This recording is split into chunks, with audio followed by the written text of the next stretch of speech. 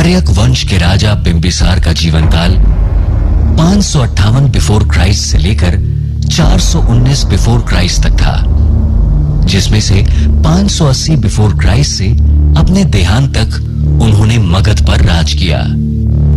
उनके शासनकाल में मगध राज्य आज के बिहार, हिमाचल प्रदेश से लेकर मध्य भारत के उज्जैन तक फैला हुआ था। इतिहासकार मगध को भारतीय इतिहास के सबसे समृद्ध राज्यों में से एक मानते हैं। ऐसे में मगध का कल्चर और फाइनेंस भी स्ट्रांग ही रहा होगा।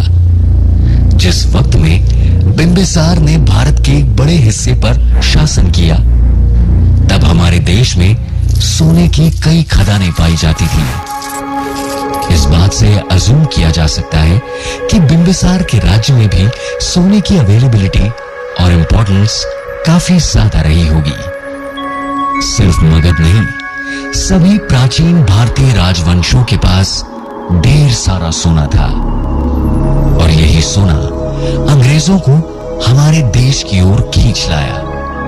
वही देश जिसे अंग्रेजों के आने से पहले सोने की चिड़िया कहा जाता था।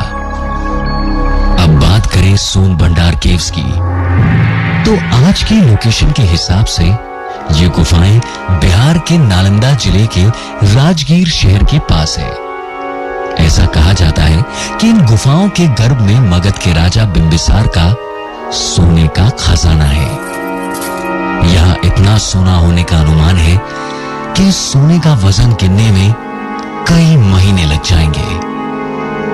ये पता लगाने की भी बहुत कोशिश हो चुकी है कि आखिर राजा बिंबिसार ने अपना खजाना अपनी राजधानी से इतने दूर, इतने घने जंगल में क्यों छिपाया? क्या उनके राज्य पर किसी दूसरे राजा ने आक्रमण किया था, या वो किसी राज्य पर आक्रमण करने के बाद ये सोना वहां से जीत कर लाए थे? या फिर वैष्णवाइट यानी भगवान विष्णु के परम भक्त होने के कारण उन्होंने विष्णु भगवान के मंदिर में इतना सोना अर्पण कर दिया था। भगवान विष्णु को सोना अर्पण करने की थ्योरी गुफा का स्ट्रक्चर देखकर बनी है, क्योंकि उस गुफा के द्वार पर विष्णु भगवान का मंदिर है। इससे ये तो साफ है कि बिंबिसार का पूरा वंश भगवान विष्णु का भक्त रहा होगा। और आजकल के रसूखदार लोग जिस तरह मंदिर में बड़े बड़े दान देते हैं, बिंबिसार ने शायद इसी तरह अपनी भक्ति दिखाने के लिए भगवान विष्णु का ये मंदिर बनवाया हो। साथ ही एक बात और गौर करने लायक है, वो ये कि इस मंदिर की दीवारों पर सोने की मढ़ाई की गई है। हजारों साल पहले दीवारों पर लगाया गया सोना आज भी गुफा के कई हिस्सों में वैसा का वैसा ही मौजूद है। और ऐसा नहीं है कि गुफा में किसी एक खास हिस्से की दीवार पर ही सोना दिखाई देता हो। पूरे मंदिर परिसर में जगह जगह सोने की मढ़ाई के सबूत दिखाई देते हैं। यानी बिंबिसार ने ये मंदिर बनवाते समय मंदिर की हर दीवार को सोने से ढक दिया था।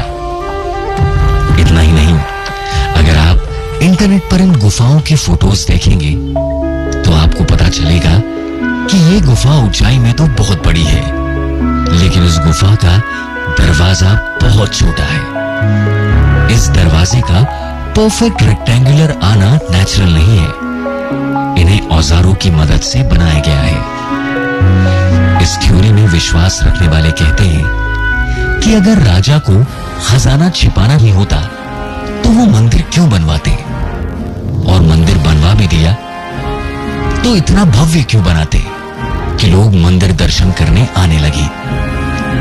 क्योंकि दर्शन करने वाले भक्त आने से तो खजाने के राज खुलने की प्रोबेबिलिटी बहुत ज्यादा बढ़ जाती है।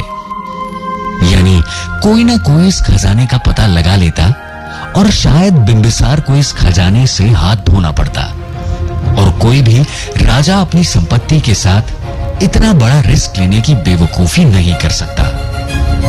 लेकिन मंदिर की थ्योरी का दूसरा पहलू और भी दिलचस्प है, क्योंकि आर्कियोलॉजिस्ट का कहना है कि मंदिर बनने के समय और दीवारों में सोना लगने के समय में भी अंतर हो सकता है। यानी आर्कियोलॉजिस्ट के हिसाब से बिंबिसार ने अपना सोना यहां अपने शासनकाल में यानी 419 बिफोर क्राइस्ट से पहले रखा।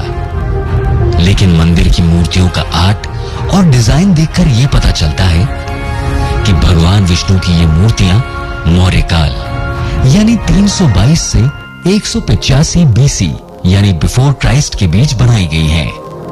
ये ध्यान रखें कि कैलेंडर में बीसी की गणना नेगेटिव संख्याओं की तरह उल्टी गिनती में की जाती है, यानी 322 से 185 बीसी का समय 419 बीसी के समय से पुराना होगा।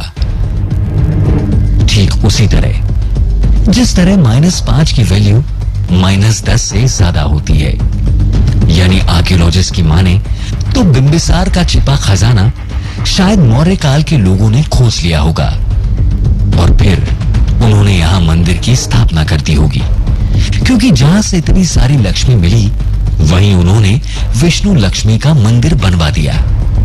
ऐसे मंदिर बनवाने की प्रथा तो आज तक चलती आ रही है। इस गुफा के और पहलुओं पर गौर करते हुए हमें मंदिर के आसपास के कई रास्ते निकलते दिखाई देते हैं। ये रास्ते आगे जाकर या तो बंद हो जाते हैं या फिर इतने अंधेरे हैं कि वहां जाने का खतरा कोई नहीं उठाना चाहता। गुफा के अंदर बनी इन्हीं सुरंगों के आधार पर लोग दावा करते हैं कि यहां ढेर सारा सोना है और अगर इन सुरंगों के डेड एंड तक पहुंचने की कोई तरकीब निकाली जाए तो यहां ढेर सारा सोना अब भी मिल सकता है। हमारे देश से जुड़ी ऐसी मिस्ट्रीज हमें हमारे देश के समृद्ध इतिहास के बारे में बताती है, लेकिन हमारे देश का वर्तमान और भविष्य हम सब के हाथ में है।